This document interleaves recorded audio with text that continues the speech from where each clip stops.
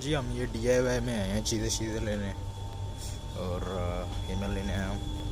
ادھر بہت ساری چیزیں ہیں جو بھی آپ کو چاہیے وہ مل جائے گی. اور چور چور چور چور بھائی یہ کہاں سے اٹھایا آپ نے؟ اس کے پیسے پے کیے ہیں آپ نے؟ امی یہ ہم آئے ہیں DIY. ادھر ہر چیز لگی ہوئی ہے، آپ کو کچھ بھی چاہیے نا آپ ادھر آ جاؤ.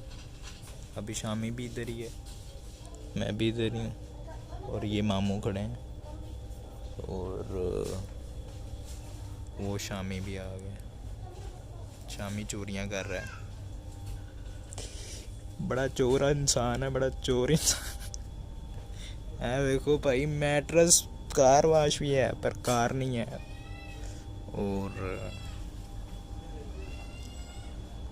اور اس طرح ہی ہر چیز ہی لگی پڑی ہے یار، کچھ بھی بندہ لے سکتا ہے جو دل کرے. یہ آگے اب کھلونے لگے ہیں بچوں کے، اور یہ ہینگر، بھالو، گفٹ. اور ادھر میں نا گلوز ڈھونڈ رہا ہوں سپورٹس کے لیے.